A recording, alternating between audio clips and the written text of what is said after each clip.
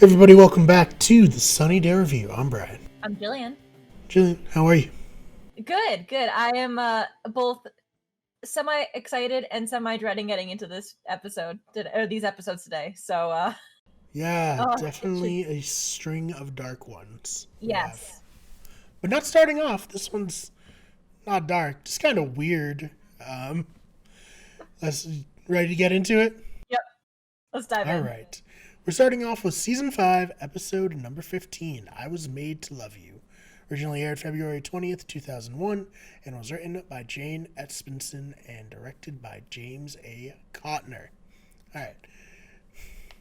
We begin with Buffy and Giles talking about Spike wanting to be with Buffy while she works her aggression out on what is seemingly a punching bag, but turns out to be Xander in a very floofy, padded suit. He looks like the Michelin Man. Yes. I don't think they use this suit ever again because Xander's like, I'm alive. I can tell because of the pain. Not protective enough. No, not for a Slayer.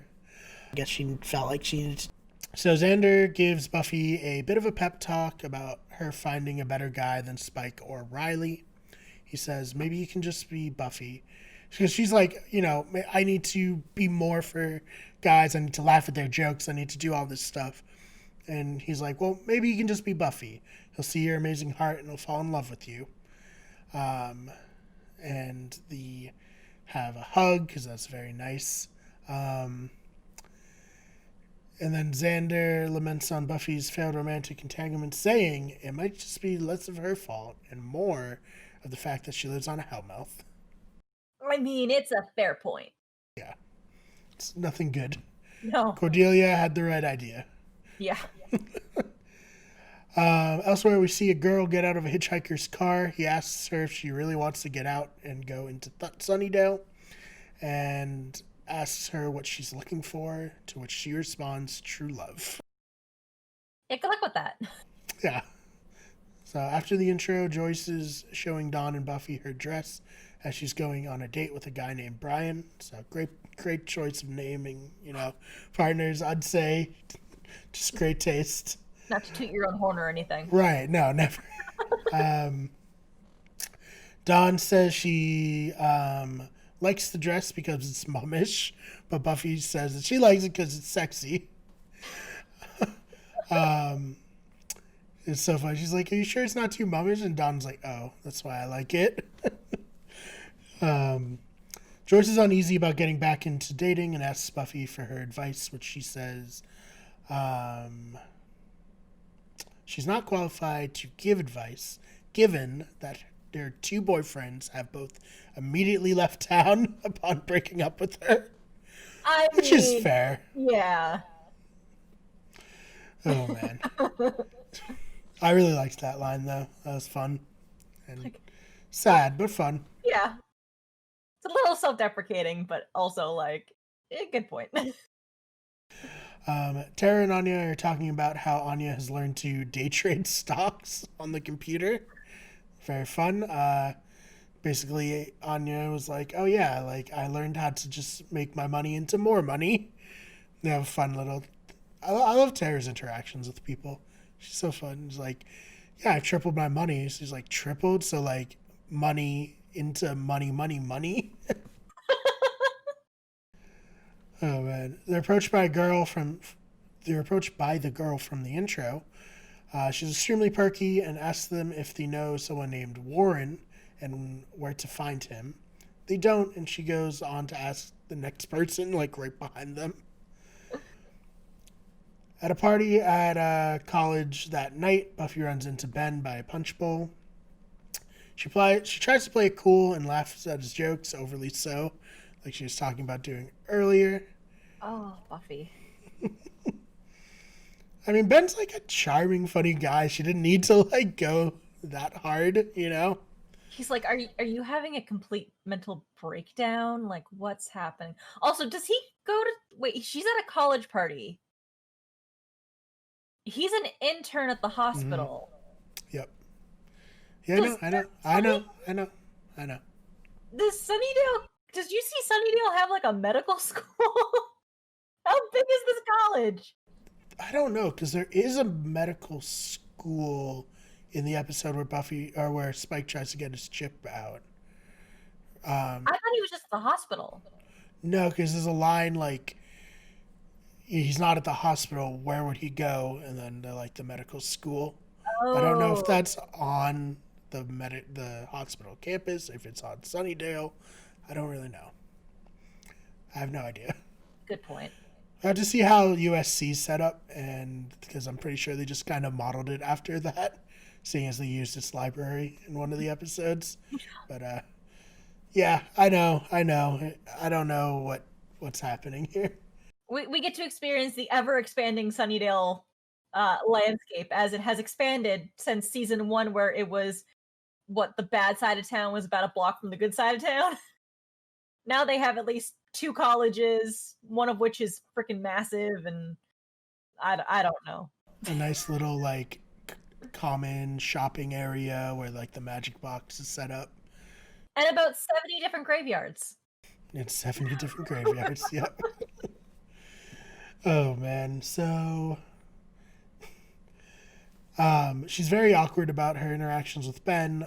Ben is also pretty awkward about it.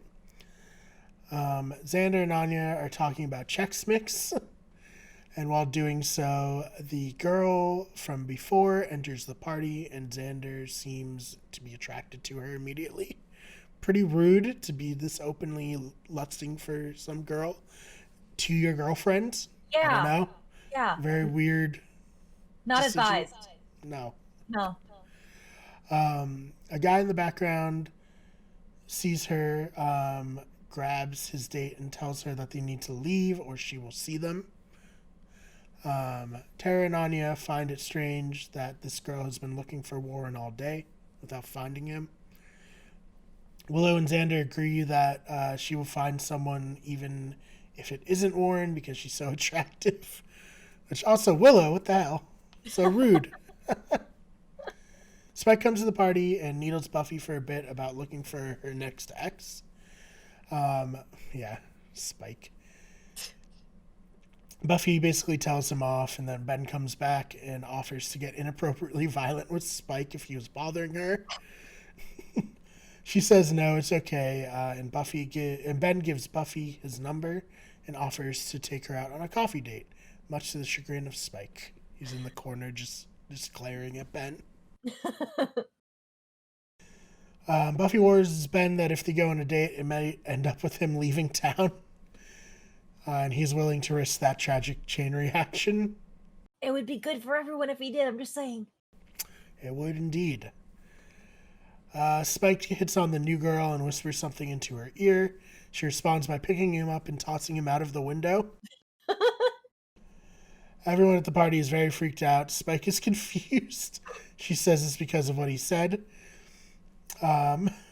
She says, you cannot, so she speaks robotically, improperly. She says, you cannot make those suggestions to me. I have a boyfriend. Warren is my boyfriend. And so he's like, you know what? My bleeding sympathies to Warren. And storms off. Oh, man. So Buffy tries to pull the girl aside. And, she's happy that the girl threw Spike through a window. She feels like they need to talk, to which Buffy gets tossed across the room. Yeah, not great. And the new girl apologizes and like, I'm sorry. Your boyfriend will hopefully be able to help you heal or whatever. It's like, oh my god. So the Scoobies meet up after the party. Buffy is tired of small, strong women who aren't her. She's like, they're encroaching on my space. I'm supposed to be the only one able to throw somebody across a room with like little to no effort. They all agree that the girl's a robot. He's like, does anyone else think that is? And they're all like, a robot? Yeah, robot. Definitely. Yeah. No question. No discussion. We can't really ask around for Warren, to protect him because it's so late. Buffy goes to relieve Giles of his watching Dawn duties. And Tara's like, it's probably not that bad. I'm sure they had fun. And Buffy's like, there's only so much Dawn someone can take. And then it cuts to Giles being like, I'm sorry, Buffy, there's only so much one man can take. Oh, man. Giles says that they listened to pop music, ate cookie dough, and talked about boys. Well, I mean, Oh, at least that's like they're really getting into where they've aged up the writing around Dawn. So at least it's not like, at least she's, 14 and not like 8. But also at the same time, like, why would she be talking to Giles about boys? she's talking to someone about boys, I guess. Buffy's not around to do it or too Yeah, sensitive about the subject. yeah, but like her and Tara and Willow have like this kind of cool like sister bond thing, and I don't know. I don't know. Giles does have a fun line where he's like, we listen to music by people who were like hired for their dancing skills. Oh, man. Sometimes things don't change over time. So Buffy tells him about the robot. He thinks about staying, but then Joyce comes in and wants to talk about her date, so he leaves. He's like, nope, I'm done. Also, Joyce and I have, I don't want to hear that. Yeah, no. uh, so Joyce is like very happy about the date, but Buffy says the date seemed pretty tame since he didn't walk her to the door, which I think they just saved on casting and paying an actor to play Brian for this. Then Joyce makes a joke about leaving her bra in the car. And then Buffy's like, oh, and he's like, actually, it was the restaurant. And Buffy is like, no, I don't want to hear this. Running upstairs. She's like, on the dessert tray. It's a very fun Joyce moment here. She's like needling her kids a little bit. The Scoobies meet up in the magic box the next day, and they're trying to track down Warren. Xander makes a weird comment about how attractive the robot is. Willow tracks Warren down, says that he went to Sunnydale High for a bit and then went on to a tech college. They fill Giles in that the robot is less of an evil robot and more of a sex robot. Xander says she's a sex bot. I mean, what guy doesn't dream of that? Beautiful girl with no other thought than to please you, willing to do anything. All the girls like look at him. He's like, I miss Oz. He would get it. He wouldn't say anything, but he'd get it. He would just kind of be in the background, just listening and kind of nodding, but not actually say anything. Oh, man. The group isn't too hard on Warren for making a sex robot because being lonely enough to do that probably means that he was extremely lonely. Or just lazy. Like not lazy in the sense that like he made a very realistic looking female robot, but like was he too lazy to go out and just find himself a real girlfriend? So Buffy calls Ben, who is Glory, and then turns into Ben. And then they agree to get coffee. Warren is trying to get his girlfriend to leave in a hurry. He's dodging her questions and honestly being super mean to her. And her name's Katrina, just for future reference. Katrina gets very upset at Warren and leaves. Right as they like open the door, she's like, who is this? Like another girl? And then she leaves and Buffy's just like, whatever. So Buffy comes in. Warren knows who Buffy is and asks if April the robot has hurt anybody. Buffy says no. And then he dramatically tries to tell her that April is a robot. She's like, there's something I need to tell you. She's like, I know. They're like, no, this you can't possibly know. And then there's like a dramatic pan in on his face. Like, April's a robot. She's like, I'm yeah. It's so good. Just everything about that scene is really well like made. Yeah. It's like great setup. Warren thinks he's gonna deliver this like cataclysmic, big dramatic reveal, and Buffy's just like, yeah, I already knew. It's like, dude, she acts like a robot. Come on now. And the only reason she hasn't hurt anybody is because the two people she's thrown across a room or through a window were also superpowered, even though she didn't know that. So she very easily could have hurt somebody. So at the magic box, Dawn asks if the robot is associated with Ted. She says, I always knew there could be more of them. um, which is a fun callback, of course. Especially due to the fact that she wasn't there when Ted happened. Like, it's a kind of, it's a funny little, oh yeah, Ted was a thing. Wait, Dawn wasn't there when Ted happened, was she? No. Oh, okay. But yeah. Yeah, so they go to leave, but Spike rushes in a flaming blanket. Nobody wants him there, especially Giles, who actually pushes him and gets into Spike's face, saying, We're not your friends. We're not your way to Buffy. There's no way to Buffy. Clear out of here. And Spike, this thing, get over it. To which Spike responds, I don't know what you mean. And Giles says, yes, you do. Move the hell on. So, very big dad energy. Yes, I love it. Giles. April goes to the coffee shop and asks if anyone there knows Warren. One guy claims that Warren just left. She thanks him and leaves, and then he says to his friend he has no idea who Warren is. Oh, man. So Buffy and Warren talk about April. Warren says that he grew bored of the AI life that he created. It's pretty fucked up. He then tells Buffy about how he fell in love with Katrina, his girlfriend, and that they have real love. So he just abandoned April, figuring that her batteries would run out and then he'd come back and that would be that.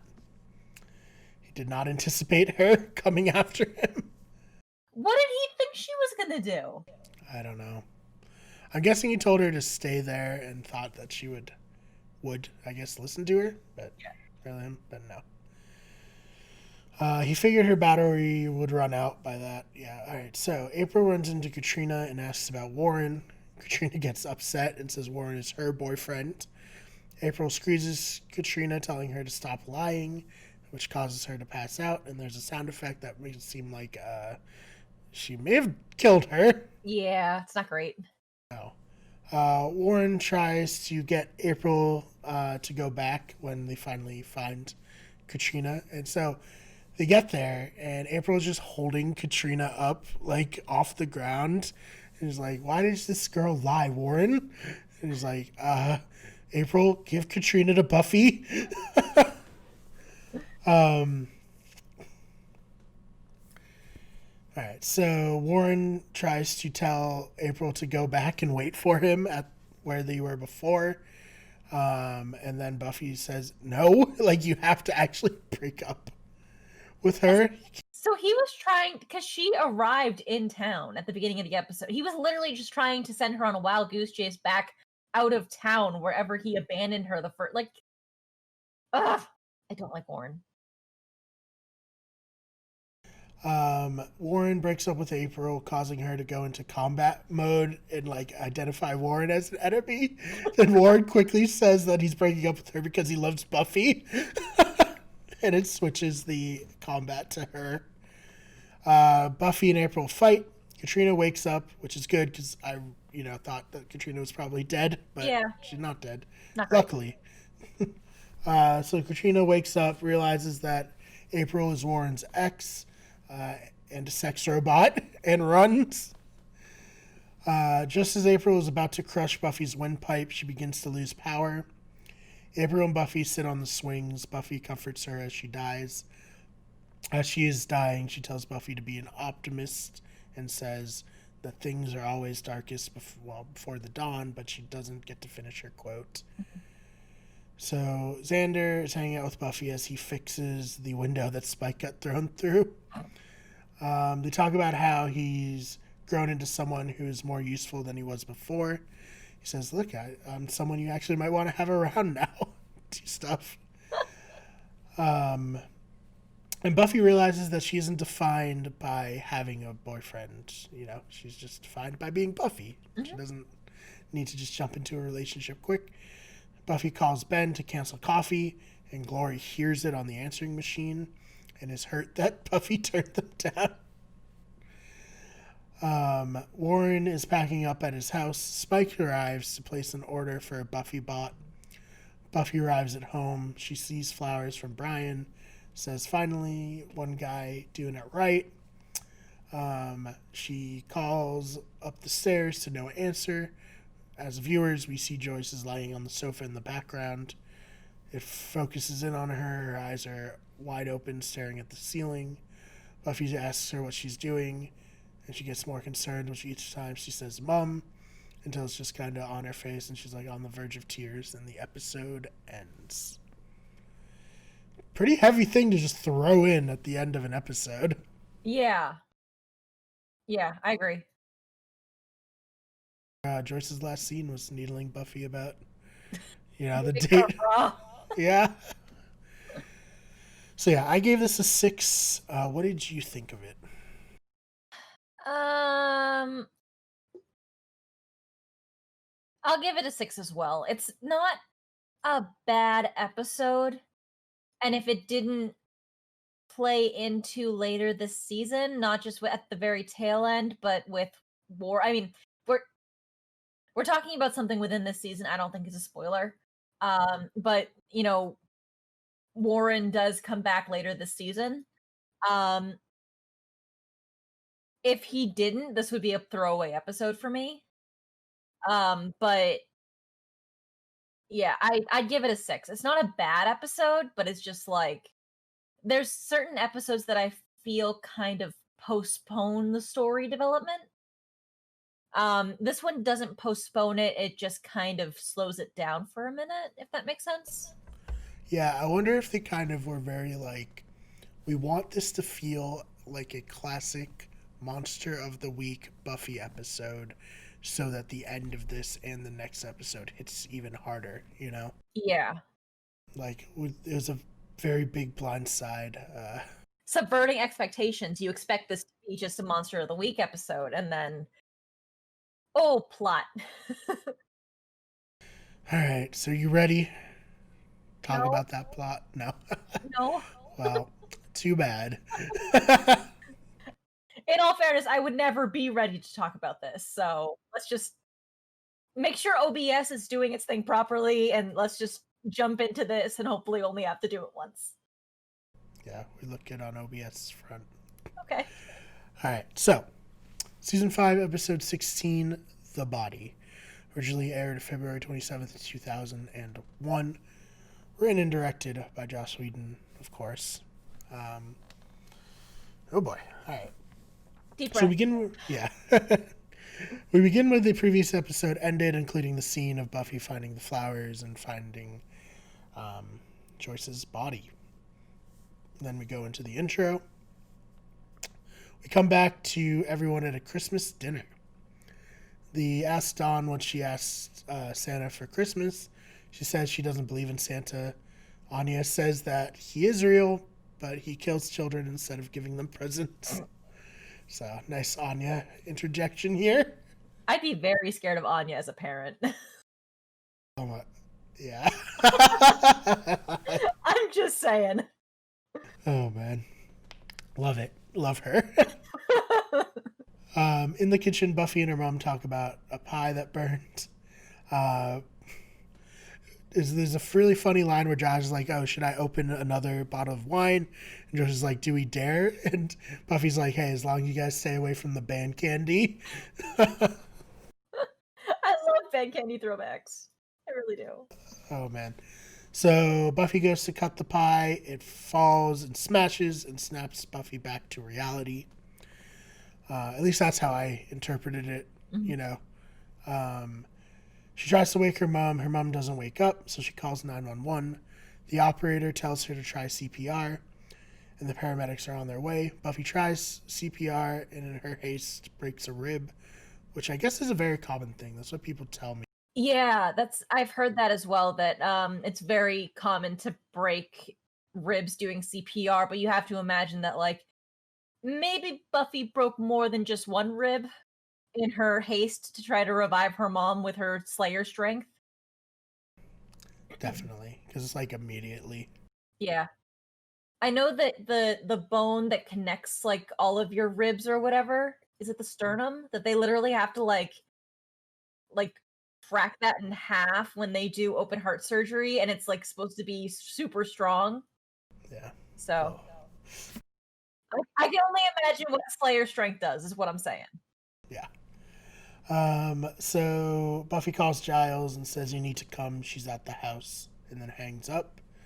The paramedics arrive. Buffy pulls Joyce's skirt down, because it was like rolled up a little bit, and directs the paramedics to Joyce. They begin to work on her. Joyce wakes up. They're in an ambulance, then in the hospital, and the doctor says Joyce is good as new. But then we get back to reality again, and Joyce isn't okay. She's dead. Yeah, very tragic and out of nowhere. Yeah. The paramedics say that a coroner is on the way to take the body and that they got another call and they have to go. Buffy wishes them luck, which I think is like a good, no one would know what to do, what's appropriate in that situation. No. No But she's just one, like like, so shocked. yeah. It's like you don't know what to say, and it's like things are just kind of happening around you. So it's like it's kind of one of those things where it's like, when somebody asks you like, "Oh, how you doing?" You're like, "I'm good." Like even if you're not good, it's just that automatic response. So, yeah, that's what I imagine that is. So she's obviously completely unsure of what to do with herself and in shock. She walks to the hallway and collapses and then pukes.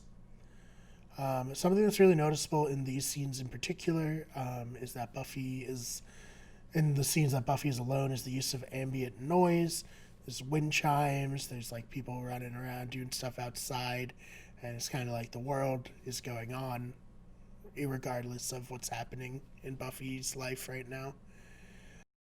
One other really cool thing about this episode, like you pick out that there's ambient noise. There is no background music for this entire episode. Normally shows and movies also will use background music or the score or whatever as a way of telling the audience how to feel. They actually, oh, what was it? Is it Friends with Benefits with Justin Timberlake and Mila Kunis? They actually make fun of the fact that romantic comedies always use music to tell you how to feel. It's like, oh, you should be happy, bum bum bum, or you should be sad, bum bum bum. So it's in this episode there is no score. There is no background music at any point because Joss Whedon wanted the audience to feel however they want to feel and not feel like the music was directing them on how to feel. So it just kind of adds to the almost shock of this episode is that you are experiencing everything with Buffy. Yeah. It's very raw. Yeah. All right. So Giles arrives and sees Joyce and is like, "Oh my god!" and tries to like help her, but Buffy says they aren't supposed to move the body, which makes things a lot more real for her.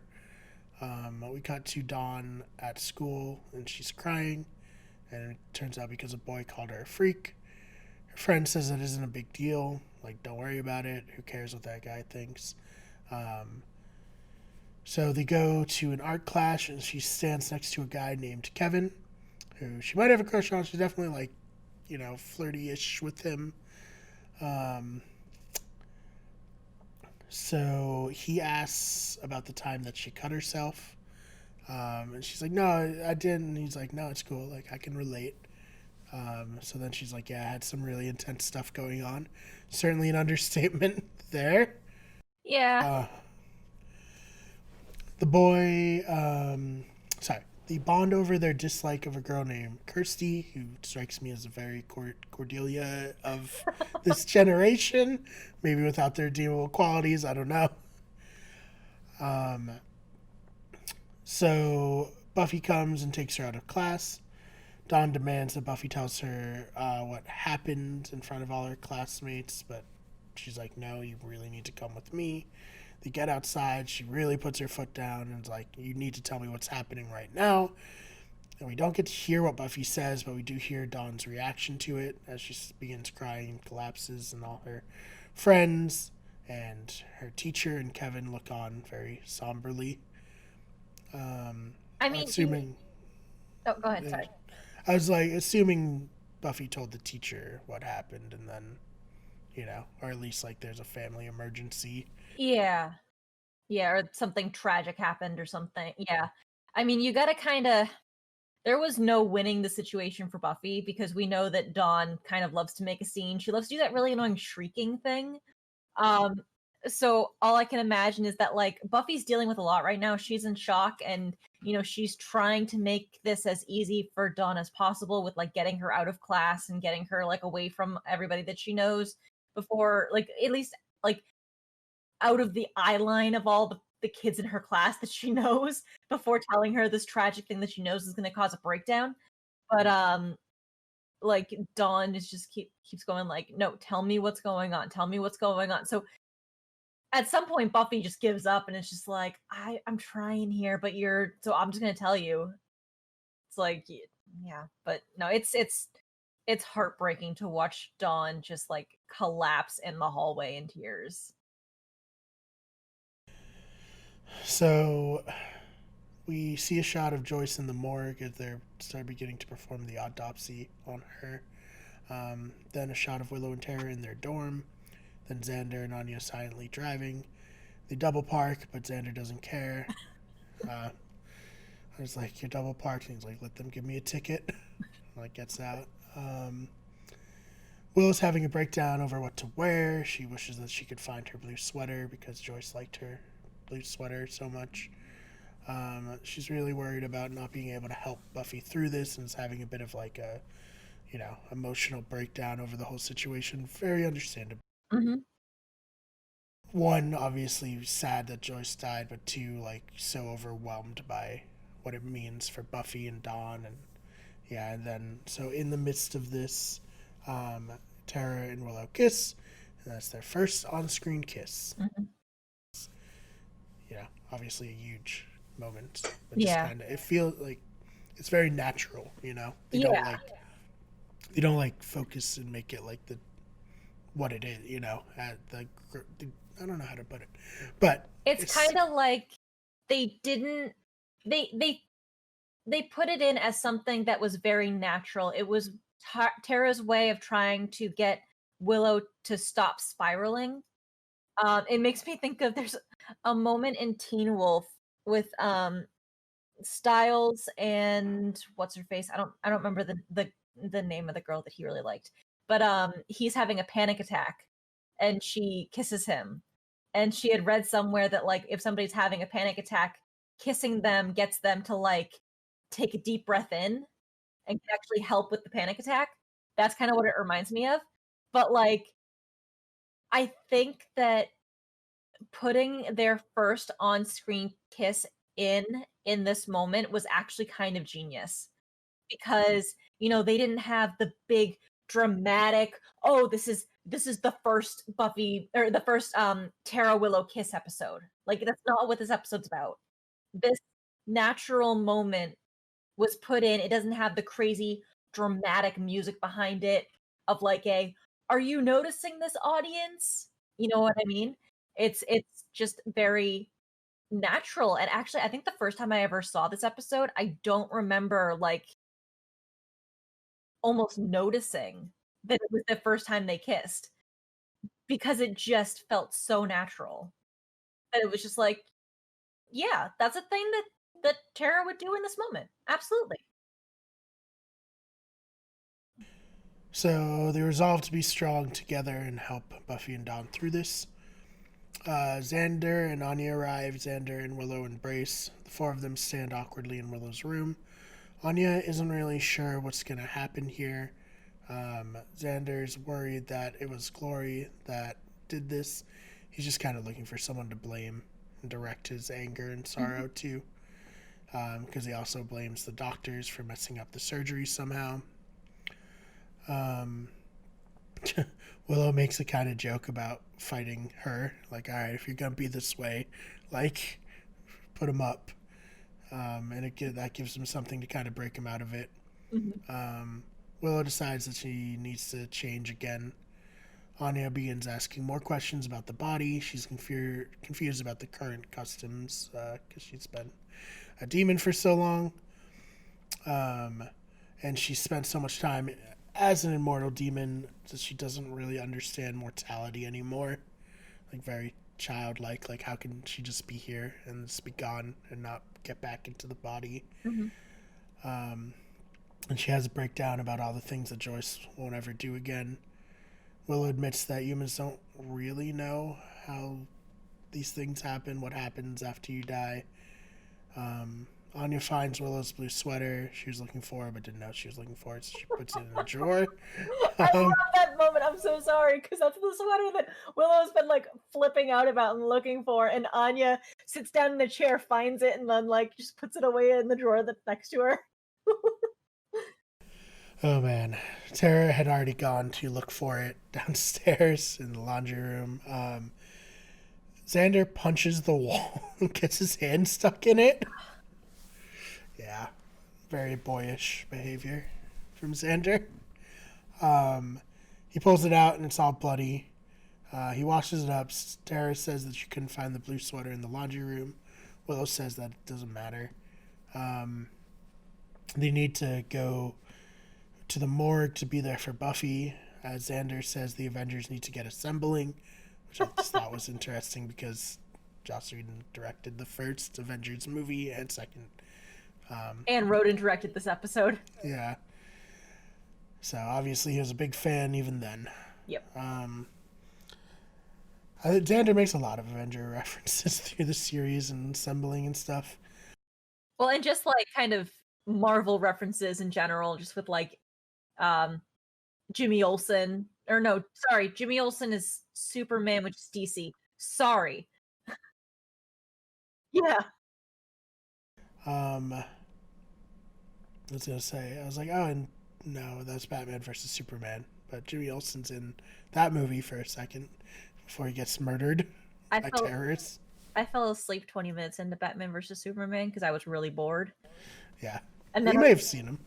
I woke up and I was like, because I was watching with my dad, and I was like, what did I miss? He's like, nothing. So they leave, and then Willow runs back in to grab another sweater.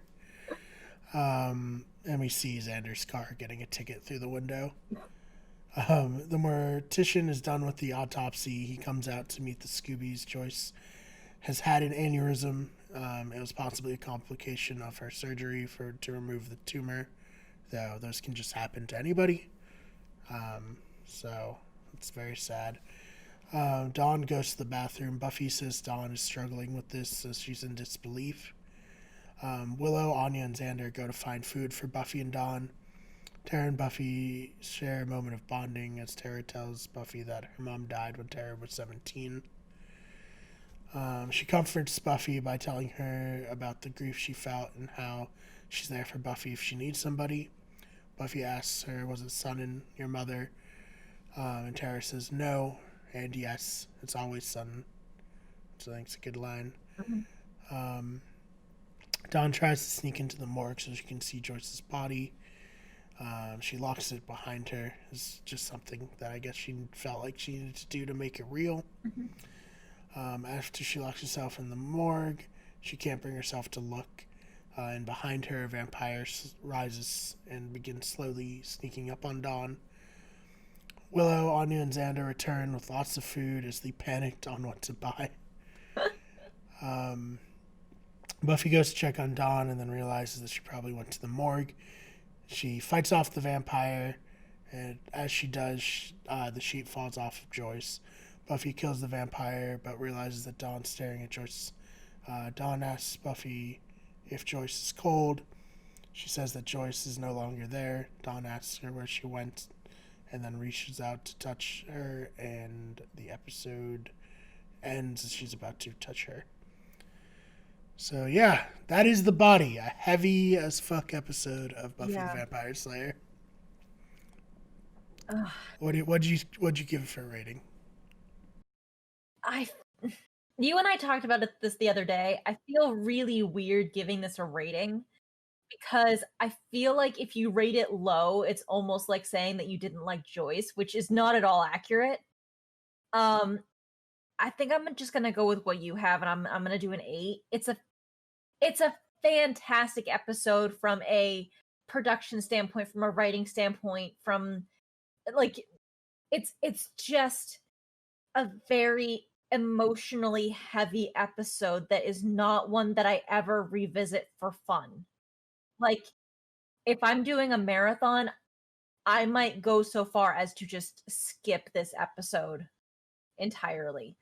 Not because I dislike Joyce in any way or I dislike anything about this episode other than the fact that it is just emotionally very, very heavy and very, very, like, not dark, but do you know what I mean?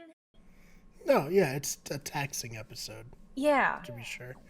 Just because it is very realistic, and we talked about it off of the podcast, but it gets more meaning the longer, you're alive and the more people that you know and love pass Yeah. away. It gets a little bit more of a gut punch each time. So, Mhm. yeah, like you said, it's not a fun episode to watch, but it's a good episode, and I give it an 8, like you said, but also noted that it's like unquantifiable in terms of, Mhm. the rest of the show. Yeah. Like, I've literally sat here and had chills the entire time we've talked about this episode. Like, literal goosebumps just because I'm just like, my body just like cringes having to think about this episode because from an emotional standpoint, I dislike it.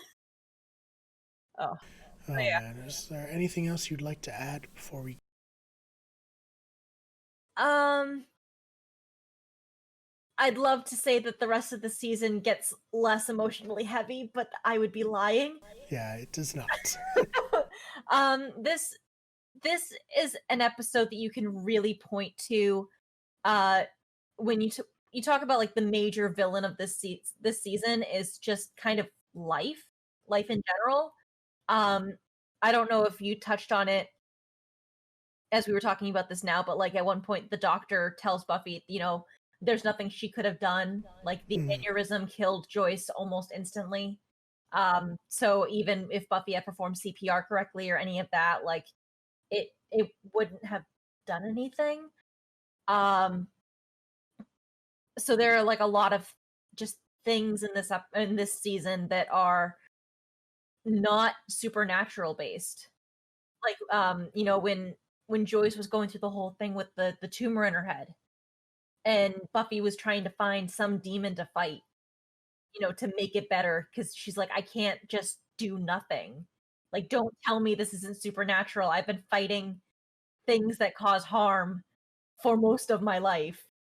Well, not really most of her life. She's about 19, 20 at this point. So, but like, you know what I mean. Um, mm. For the formative years. yeah, yeah. So she's like, give me something to punch, give me something to fight, give me a way to make this better. And a lot of the bad things that happen in this season are just not supernatural based. They're out of Buffy's control, which when you have tragedies that happen in your life, a lot of the times that's the thing. It's like they're just completely out of your control. So yeah. It's like Angel said, his mentality is like, oh, do you have a plan? He's like, I'm gonna start punching people, see where that gets me. It's a Yeah. very similar, thing for Buffy. I'm Mhm. gonna start fighting, see where I land. So that's this episode. Um, Not only is that this episode, that's this episode of the podcast. Mhm. Um, Jill, where can they find you online? You can find me on Twitter at Jillian_Swan, and that's Swan with 2 N's. I've also, we just had one of our episodes go live, and there was some really fun like conversations going on in the comments. So you can also, if you comment on our video, I'll try to check it and respond back if it's directed at me. Somebody called me out about the what was it? The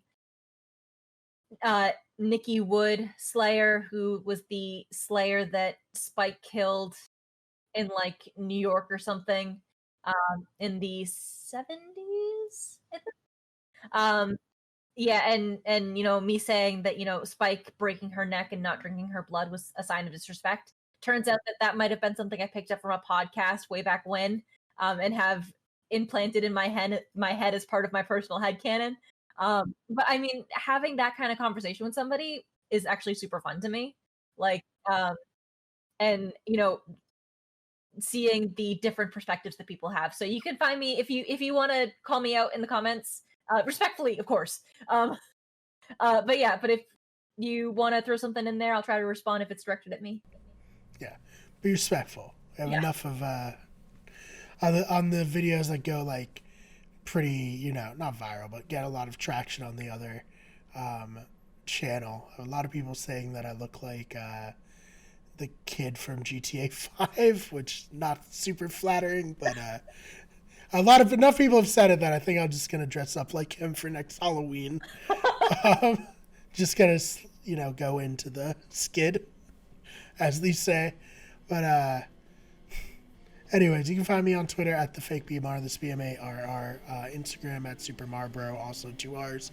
The channel is on Twitter at WG Everything, on Instagram at Wicked Everything, on Twitch at twitch.tv/WickedGoodEverything. Remember to tell your friends and your enemies about the Sunnydale Review, and we will see you in the next one.